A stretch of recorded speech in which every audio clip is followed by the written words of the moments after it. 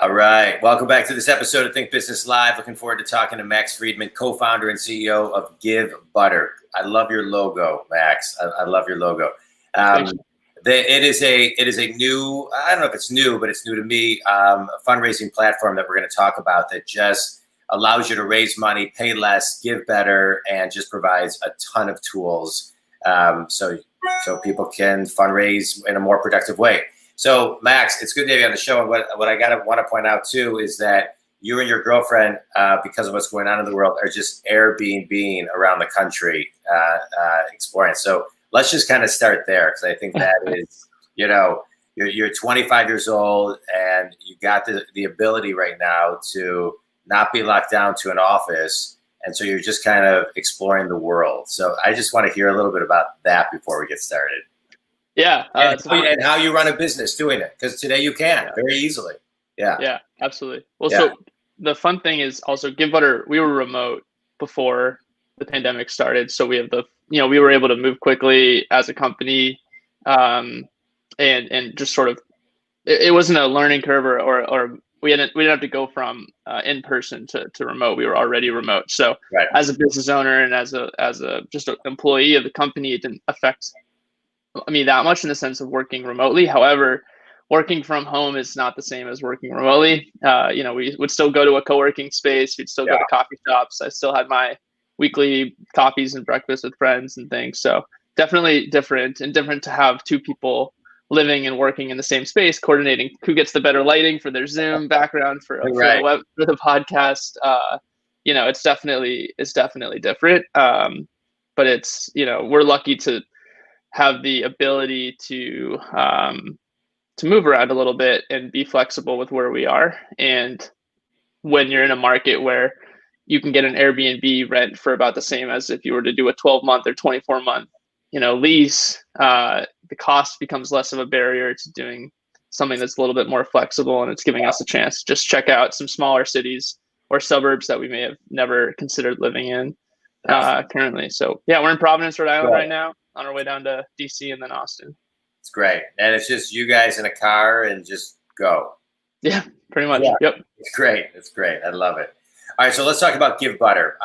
One, I want to talk about you're a co-founder and you're the CEO, but I just want to kind of piece a couple things together, because I think we're in a time right now where a lot of people are starting businesses, and sometimes it takes a while for people to come up with a name of a business. And so, I'm assuming, I don't know if yours is like a kind of a parody on Givebutter. So I just want to kind of understand where the name came from first, because I think it's clever, it's memorable. Just talk us through that for a second. Yeah, thanks, John. Yeah, I love names. I've named now 3 startup company ventures, and we're currently talking about what we would name a dog, and it's very fun. I like the naming process. For us, I do too, and that's why I asked, because a lot of times people get stuck on the name, like they want to start a business, but they don't know what to name their business, and so to really kind of get into the DNA and the soul of your business, it revolves around the name, and I think a really good tagline. So yeah, absolutely. I mean, so the cool thing about our name is it's memorable. So Givebutter, hard to forget that, and it sort of sticks with you. So as that benefit. The first thing we did was and my co-founder and I, Liran, are pretty technical and think we're fairly design savvy. We built and developed a lot of the initial site and the marketing site. However, we're not great logo designers. So the first thing we did was we actually hired a logo designer we found on Dribbble, who made it, look the way it does today. And that was, and you mentioned in the beginning, a new business. We actually started the company 4.5 years ago in our college dorm room. So it's been a slow growth, but excited to, have a big team now and be able to, work with lots of different clients from all over the country. But we started off with this crowdfunding site, and the name was actually a bit of a holdup. Like, we had a couple customers when we were starting the company, like ready to go. And it was like, what's the name? We had everything from Giving Square to, Donate Fox. And it was like this thing where we whiteboarded, we gave ourselves 24 hours and the domain name was available. And we ended up going with Givebutter. And it's a funny thing when you name yourself something like Givebutter, because before you have a website and a logo and customers and you're like a real thing, people are like, what the hell is that? Like, what what is going on with this? My dad, chief among them, was at dinner just like, Givebutter.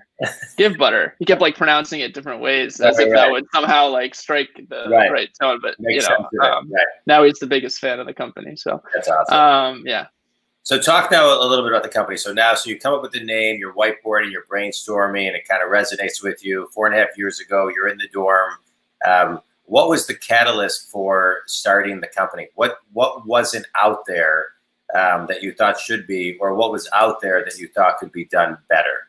Yeah, it's interesting. I like to think of it, or like when I reflect on the origin of it, we were really passionate about technology, first and foremost, in startups. So we love the idea of like tech and its ability to grow really fast. You could build something from nothing and then reach millions of people in the snap of a finger, and its ability to impact the world in a positive way. And so we built a couple of different things prior to Givebutter, and actually the impetus for starting Givebutter was unrelated to fundraising. We actually used the sort of charity component of another project as like marketing, to kind of juice up the marketing of it. Like, a percentage of the proceeds will go to charity. And we actually fell in love with that piece of it. We thought the charity piece was so interesting as we started partnering with different nonprofits that we were featuring through a different project. We learned a lot about the different problems that they are trying to solve. And we sort of, as we looked at the market, the crowdfunding space specifically, we just saw so much room for improvement, from fees and the lack of transparency to the features that they were offering that were really either antiquated, or you had the biggest nonprofits in the world doing things that were super effective that weren't available to the small nonprofits who are trying to do team fundraising or peer-to-peer fundraising. So there's a lot of room for improvement, and we saw a lot of immediate application for just building a better crowdfunding site with some of our initial customers. Yeah, what I love what you're talking about is that you looked at something, you thought, hey, there's a better mousetrap. I'm a business coach, and I talk about this, I would say, on a daily basis to clients all over the country. And this is what I talk about. The studies show that pre-COVID, by the year 2030, 85% of the jobs that will exist don't exist today. And by the year 2025, 75% of the global workforce will be millennials. And those millennials right now are all trying to figure out how to do things more effectively with better margins, that they may make less money, but will start to steal your market share. Yeah. Because there's still a lot of money in the margins that are there. And by the year 2025, this is all kind of sprouting around the country, around the world. By the year 2025, all these millennials are going to be in these workforce thinking, why are we working for this company? They're doing it completely wrong. The higher ups aren't going to listen because their thinking is archaic, and then they're just going to leave and start a brand new company with better tools. And so I love that you're echoing some of the things that I see and think and feel. And so my question to you is over the next couple of years, what do you see happening to the whole landscape of business? Over how many years? Let's just say the next 5 years, 5 to 10 years. Yeah, sure. One thing that's really interesting, I think, in general, so I'll touch on a little bit what you spoke to. There was the world's changed so much just in the last year, right? I can't sort of start this next part without saying that. Yeah. And I don't think that a lot will change that wasn't already going to change. And so what you're seeing, I feel like it's just an acceleration of trends that were already happening. Yeah. I can speak to my sector. So in the nonprofit sector, accelerated at a turbocharged accelerated. Right. Yeah, absolutely. And so like in the nonprofit sector, I'd like to analogize it to what happened in brick and mortar commerce as you see e-commerce sort of exploding. A similar thing happened in the nonprofit sector, where you had organizations that literally at the lowest end had no way of even accepting online donations. So they like, this is the first time they're ever having to actually accept an online donation, all the way up to more sophisticated organizations, but they've been around for 20 years and they're still using legacy technology. And without something like a pandemic to kind of kick them in the butt, say, hey, this stuff needs an improvement, that might not ever have happened. I mean, I don't know when. It would just been a lot slower for them to sort of ramp up what they're using for their donations, for their online campaigns, for their virtual events. And so all of those things that are so key to a nonprofit's mission is now happening exclusively online in terms of your donor interactions. Yeah. And I just think that this was something that was already becoming more and more important, that was already the trend and already had a lot of room for improving, like you're saying, the margins and the utility of that interaction. One thing I love about what we did that I thought was, when I started my first company, it was called Happening. It was an events app. So an easy way to discover events in your area that you might be interested in. That was kind of a new concept. Like, people used to find events by looking at Yelp or Foursquare and looking at a venue and then saying, hey, do they have a happy hour? Or going to SeatGeek and looking at tickets that were available for like a Red Sox game. What we were trying to do was just find events going on near you that you had no idea. It was just like all about discovery. It was a very new idea. We had to kind of change user behavior. Givebutter was taking an existing idea, online fundraising, making it 10 times better. So it wasn't a question of like, does this problem exist?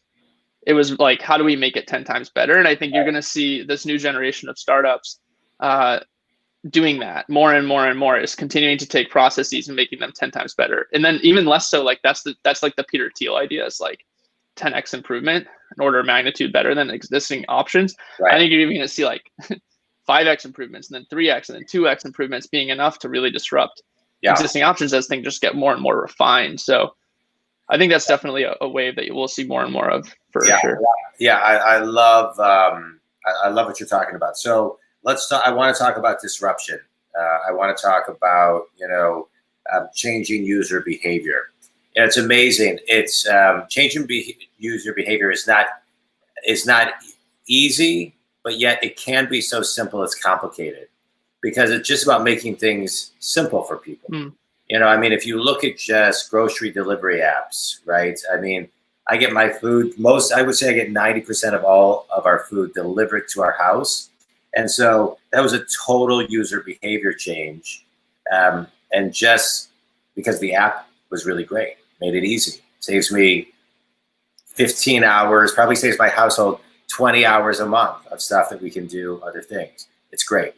Yeah. So what's the simplicity to changing user behavior? Because that's to make it just so simple and in a rhythm that they're already in, right? That's I think the key. And so how do you do that? What's the secret? What are we going to take us into the future, Max? What are we going to, because it's your generation that's going to change it.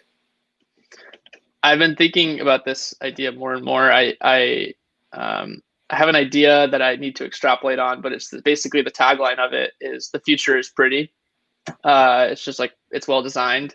I think if you take it all the way back to Apple and the innovations that they made, it wasn't just about the advent of going from a disc player to an iPod. It was the entire experience, the UX of using that, iPod.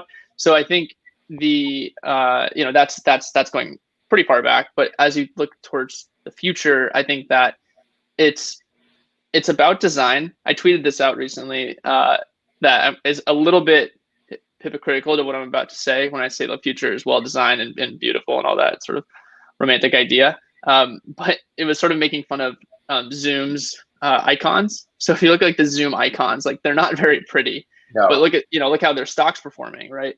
And how much they've grown and how often they're being used. And that is something that is actually way more about UX than it is UI. And so pretty isn't just about like how it looks, although it's the appearance. Maybe the word is wrong. That's why I need to expand upon this idea. I need to write an article or something. But it's the UX. When I say UX, what I mean is the user experience, how people feel when they use the product, how intuitive it is. And as a designer, it's an amazing process going through, someone who I thought of myself as sort of, I don't know, general public using websites, to going into actually building what a website looks like, building what an app looks like, and realizing like, oh, someone's actually deciding where all these buttons go. Like I have to actually decide, where do I put the, the login button and this, all that stuff. So it's sort of a funny idea that was very world changing for me. But I think the UX will become so much more important as the disruption continues. Again, maybe I feel like I'm making obvious statements, but then I talk to people like entrepreneurs that's not, they're not obvious to a lot of people. And I would agree with you. The UX, the user experience is so critical in everything. if you just look at companies like BMW and Range Rover, right? They're realizing that people come in the door knowing what car they want, knowing the research that they've done.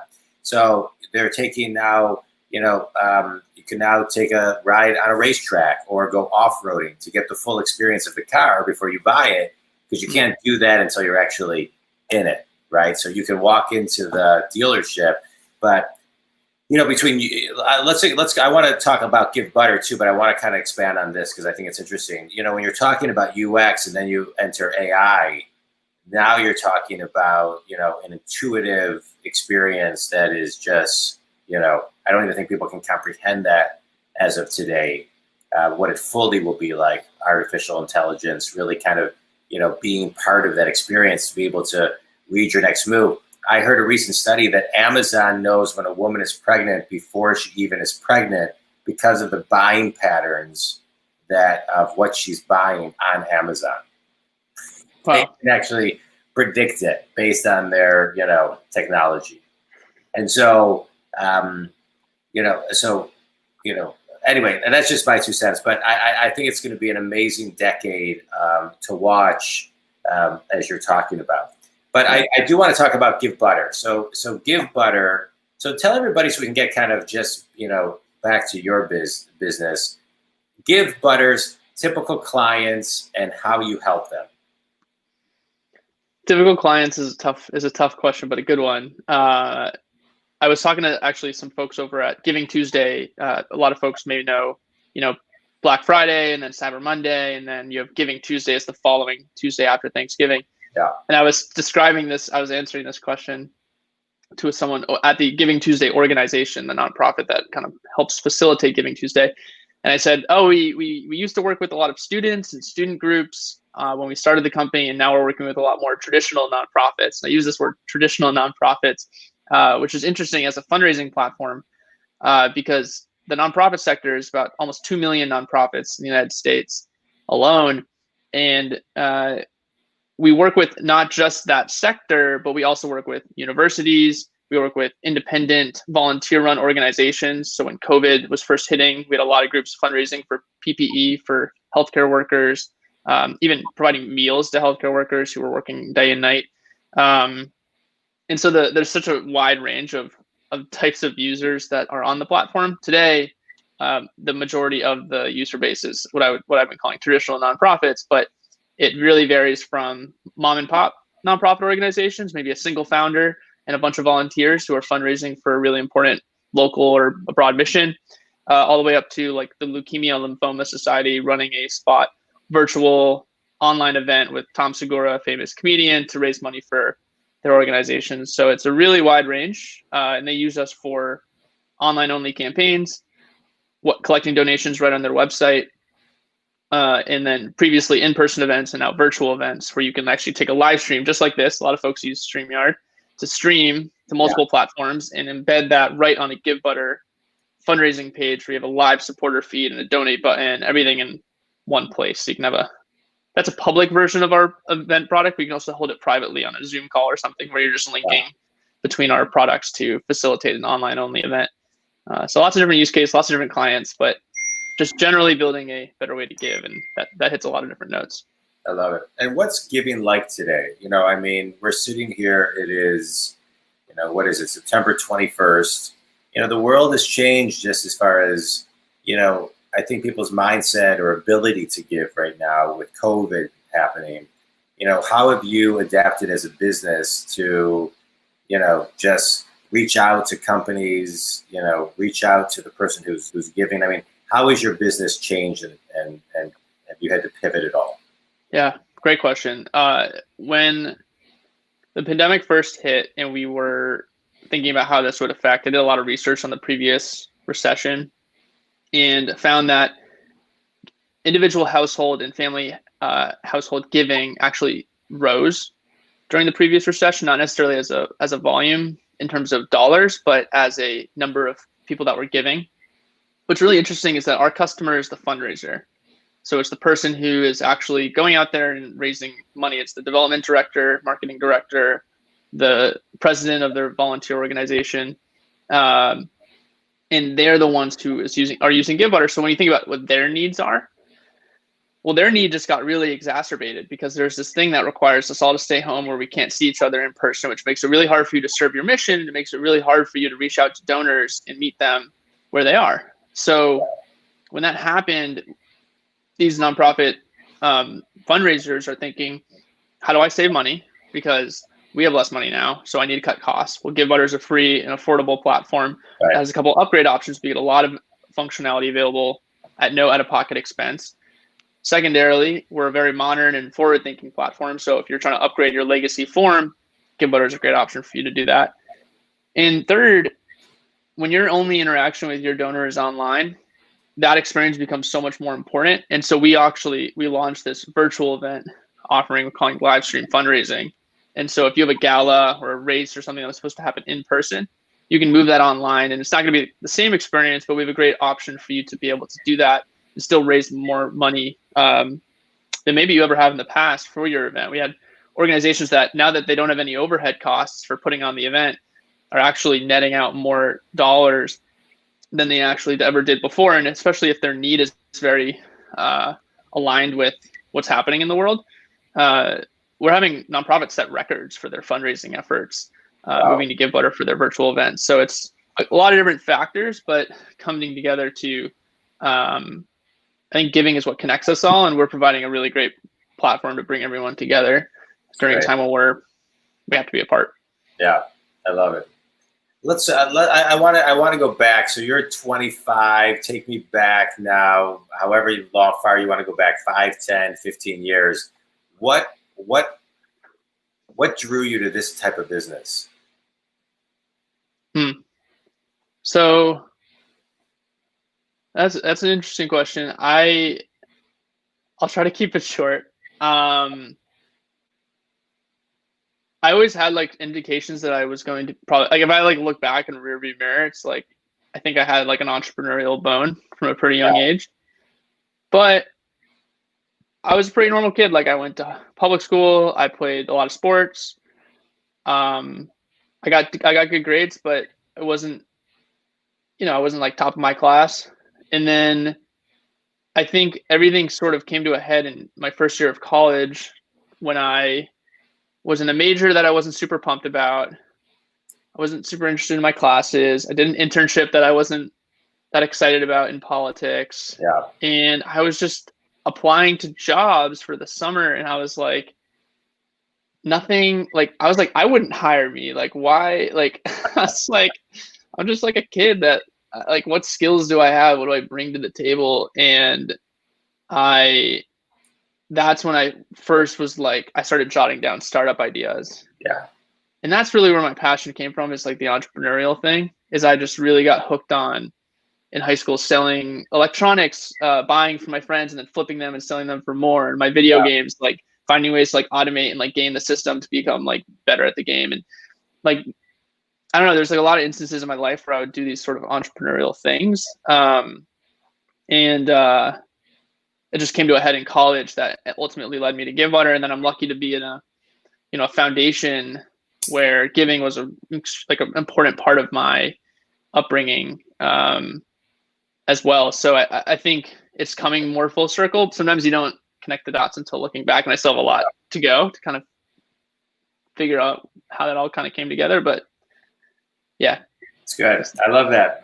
That's great. I mean, I love it. It's usually entrepreneurs never know the road that's going to get them to where they are, because it's just like, it's taking bits and pieces and a lot of reflection. And then all of a sudden, boom, you got a business that's thriving. And, I love that story. And so what does Givebutter look like over the next 5 years?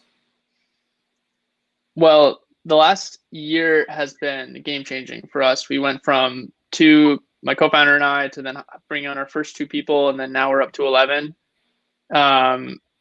15 total, if you include a few part-time, workers on our company. And we're gearing up for a lot more growth. So our goal is to at least double headcount in the next 12 months. And I say that, but if anyone from our company is listening, we're still figuring out the exact plans.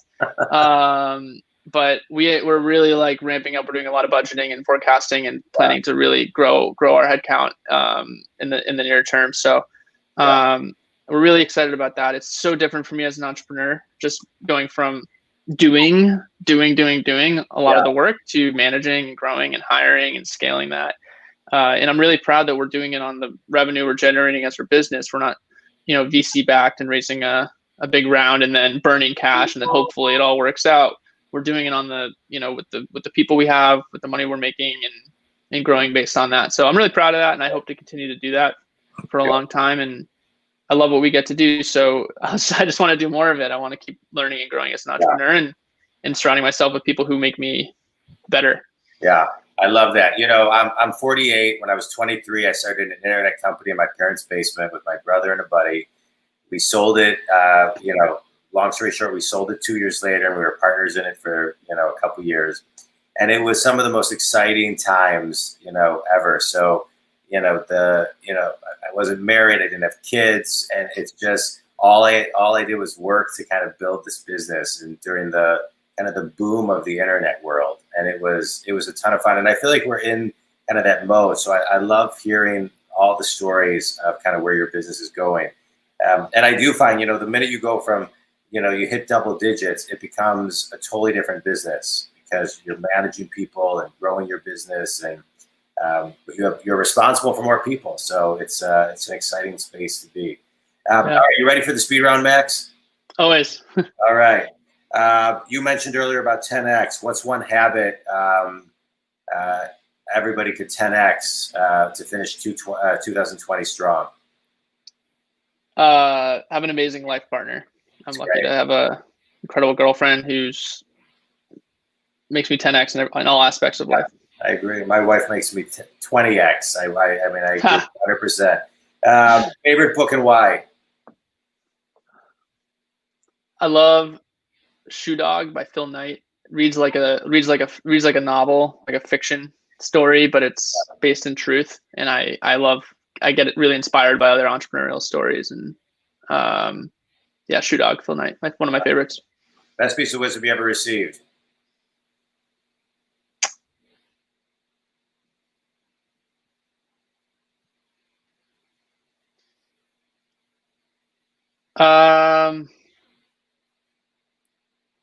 I think that I don't have like a quote for you, but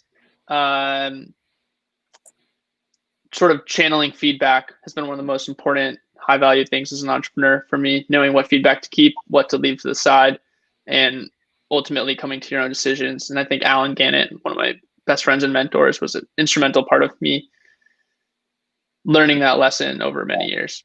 It's a good lesson. Max, tell everybody how they can get a hold of you. I know you said you don't have an ideal client, but the type of people that could use your services, where they can get a hold of you and all that other good stuff. Yeah. Well, wherever we're streaming from, I probably have a social media account on that channel. So give me a like or a follow or a subscribe. And givebutter.com is the website. Would love for you to check it out. Chances are you're involved, fundraise, or know someone that works at a nonprofit. So it's free to create an account and sign up and give it a go. And my email is max@givebutter.com. And I always love hearing from anyone, feedback or anything else. So hope to hear you there and see you there and stay in touch. Max, thanks, man. This was awesome. I love your energy. I love your wisdom. I love what you're doing. I love that you found a better mousetrap. I love that you looked at something and realized there was a better way to do it. And that not only you realized it, but you also jumped in and did it. Not easy to do. It takes a lot of, discipline, resilience, and courage to really jump in and do it. And the fact that you've been around for 4.5 years and continue to grow, doing great things, not only for companies and organizations, but for the world. It's great. So congratulations on all your success and continued success. To the Think community, thanks for listening. If Max can help you or your organization, if you're one of the 2 million nonprofits out there, give him a buzz, or just a company, whatever it is, just call. Thanks, Max, John. Thanks, man. Appreciate it. Thank you.